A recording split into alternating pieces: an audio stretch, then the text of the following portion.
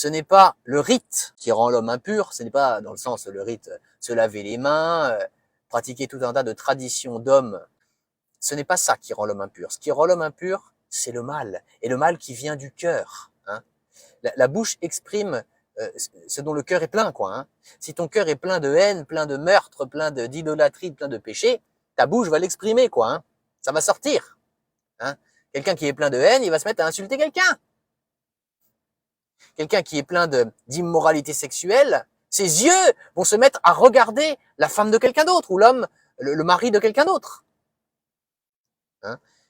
Sa bouche va essayer de séduire la femme ou le mari de son prochain. Et c'est ça qui souille l'homme. Et la femme, hein, l'homme avec un grand H, l'être humain. C'est le péché qui sort de l'intérieur de nous. Sans réparation, sans nouvelle naissance, sans transformation de ton être intérieur, ton être extérieur va exprimer l'horreur de ton cœur. Voilà ce que dit Jésus-Christ, en substance. Ce n'est pas le rite qui rend l'homme impur. C'est pas parce que tu te laves les mains ou tu te laves pas les mains. Ce n'est pas ça qui produit le péché. Ce n'est pas l'obéissance à tout un tas de règles humaines. Ce qui produit le mal, ce qui produit la corruption, ce qui souille l'homme, ce qui rend l'homme impur, c'est le péché qui vient du cœur. Nous sommes pourris sans Jésus-Christ. Il n'y a pas de solution sans lui. Si tu n'es pas transformé, tu restes dans le péché. Hein, le vol, l'hypocrisie, les immoralités sexuelles, l'envie, les sectes, la médisance, les calomnies, etc. La pornographie. C'est un fléau, ça, la pornographie. La haine aussi, c'est un fléau. Le mensonge, la duplicité, l'amour de l'argent, l'idolâtrie, bref, l'occultisme aussi. Bref, il y a tout un tas de péchés. Et ça, on les exprime par notre bouche. Hein. Ça passe par nos paroles aussi. Ça passe par nos actes et par nos paroles. Et c'est parce que notre cœur est corrompu. Parce que le péché nous colle à la peau. Et donc, sans le Christ, sans Jésus-Christ dans ta vie, sans une vraie conversion durant ta vie, il y aura l'enfer éternel. Ce sera un lieu de souffrance éternelle où il y aura des pleurs et des grincements de dents à cause de la justice de Dieu vis-à-vis du péché de ceux et de celles qui ne se seront jamais convertis durant leur vie. Alors il y a ou la voie de l'impureté, de ce cœur impur, de ces paroles impures, de cette vie impure souillée par le péché dans la main du diable, ou alors il y a Jésus-Christ. Jésus-Christ est le chemin, la vérité et la vie. Il est le chemin, le seul chemin qui mène au Père. Et Jésus-Christ est Dieu, hein. Il est Dieu. Il est le seul Fils de Dieu et il est aussi Dieu. Et il est venu sur terre, mourir sur une croix, dans l'objectif de te délivrer de l'enfer, de te délivrer de l'impureté, de te délivrer du péché, de te délivrer du diable, et que tu vives pour la gloire de Dieu. C'est ça le sens de la vie. Vivre pour la gloire de Dieu, dès maintenant, et pour l'éternité au paradis, là où il n'y aura plus jamais aucune souffrance. Et ça, c'est possible.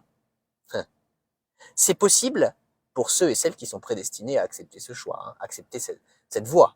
Mais c'est possible pour tout homme qui se convertira. C'est-à-dire qui fera demi-tour, qui abandonnera le péché, qui abandonnera le mal, qui abandonnera le diable, qui abandonnera l'impureté, qui demandera pardon à Dieu, qui pratiquera une vraie repentance et qui croira en Jésus-Christ, qui acceptera l'évangile pour lui-même. L'évangile, c'est la bonne nouvelle. C'est ce que ça veut dire, évangile. Et la Bible dit, car Dieu a tant aimé le monde qu'il a donné son Fils unique, afin que quiconque croit en lui ne périsse pas, mais qu'il ait la vie éternelle. Alors si tu veux de Dieu dans ta vie, par Jésus-Christ, et si tu veux abandonner le mal, maintenant changer de voie, arrêter cette impureté et venir à Jésus-Christ, alors je t'invite à écrire ton prénom en commentaire à cette vidéo. Et voici les deux choses que tu dois faire. La foi et la repentance. Déjà la foi, qu'est-ce qu'il faut croire? Il faut que tu crois que Jésus-Christ est Dieu, est EST. Il faut que tu crois aussi que Jésus-Christ est le seul Fils de Dieu. Il est les deux, à la fois Dieu et le seul Fils de Dieu. Et il faut que tu le crois. Il faut que tu crois que Jésus-Christ est venu sur terre en tant que 100% homme et 100% Dieu pour payer pour tous tes péchés. Il faut que tu crois que Jésus-Christ a souffert pour tous tes péchés. Il faut que tu crois que Jésus-Christ est mort pour tous tes péchés sur la croix. Il faut que tu crois que Jésus-Christ a été enseveli, c'est-à-dire qu'il a été mis au tombeau, une fois qu'il était mort, évidemment. Il faut que tu crois que Jésus-Christ a payé toute la justice de Dieu pour tous tes péchés à ta place. Il faut que tu crois que Jésus-Christ a payé ton enfer éternel à ta place. Et je ne dis pas que Jésus-Christ est allé souffrir en enfer. Ça, je n'ai pas trouvé d'endroit où c'est écrit dans la Bible. Mais ce que je te dis, c'est qu'il faut que tu crois que Jésus-Christ a payé ton enfer éternel à ta place. C'est-à-dire qu'il a réussi à payer ta punition illimitée, en un temps limité. Voilà ce qu'il faut que tu crois. Et il faut que tu crois que Dieu a ressuscité Jésus-Christ au 3e jour et que Jésus-Christ est vivant pour toujours, que Jésus-Christ est victorieux sur la mort, sur le monde, sur le diable, sur le péché, sur les impuretés. Voilà pour la foi. Et si tu as accepté de croire tout ce que je viens d'expliquer là, la deuxième chose qu'il faut que tu fasses, c'est la repentance. Il faut que tu pratiques une vraie repentance devant Dieu. C'est-à-dire qu'il faut que tu parles à Dieu en le priant. Et il faut que tu lui dises combien tu regrettes de lui avoir fait du mal par tes péchés, par tes fautes, par tes impuretés. Il faut que tu t'engages devant Dieu à ne plus recommencer à pratiquer le péché sous n'importe laquelle de ses formes. Et il faut que tu cites tes fautes, tes péchés à Dieu. Et il faut que tu lui demandes pardon. Alors arrête cette vidéo maintenant et pratique cette repentance. Il faut choisir. Hein. C'est ou la pureté ou l'impureté. C'est ou Satan ou Jésus-Christ.